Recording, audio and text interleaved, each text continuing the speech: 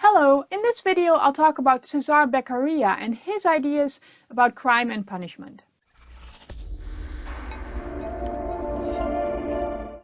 Cesare Beccaria is seen by many people as the father of criminology for his ideas about crime, punishment and criminal justice procedures. He was an Italian born as an aristocrat in the year 1738 in Milan. At that time, European thought about crime and punishment was still very much dominated by the old idea that crime was sin and that it was caused by the devil and by demons.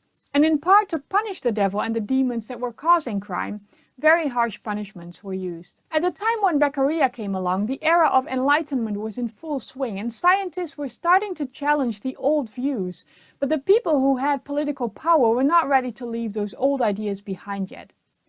Beccaria didn't start out as an intellectual. In fact, he wasn't considered to be above average or interested really when it came to science or philosophy. But after he completed his law studies at the University of Pavia, he started to surround himself with a group of young men who were interested in all kinds of philosophical issues and social problems. And the intellectual discussions that Beccaria was able to have with these people led him to question many of the practices that were common in his time, including the way in which offenders were being punished for the crimes that they committed. Beccaria's famous work on crimes and punishments was published in 1764 when he was 26 years old. His essay called out the barbaric and arbitrary ways in which the criminal justice system operated. Sentences were very harsh, torture was common, there was a lot of corruption, there were secret accusations and secret trials, and there was a lot of arbitrariness in the way in which sentences were imposed. There was no such thing as equality before the law, and powerful people of high status were treated very differently from people who were poor and who did not have a lot of status. Beccaria's ideas clashed dramatically with these practices, and I'll go through some of the central principles that his work is based on.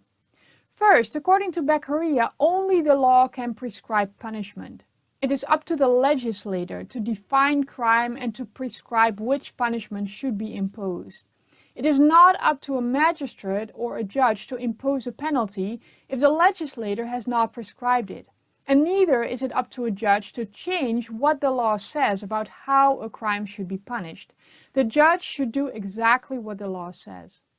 In addition, Beccaria said that the law applies equally to all people, and so punishment should be the same for all people, regardless of their power and their status.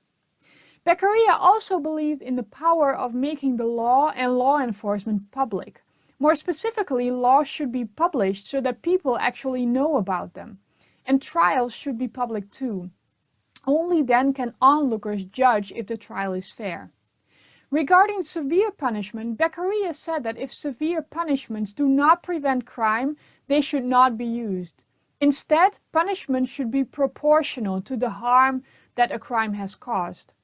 According to Beccaria, the aim of punishment is not to cause pain to the offender, but to prevent them from doing it again, and to prevent other people from committing crime as well.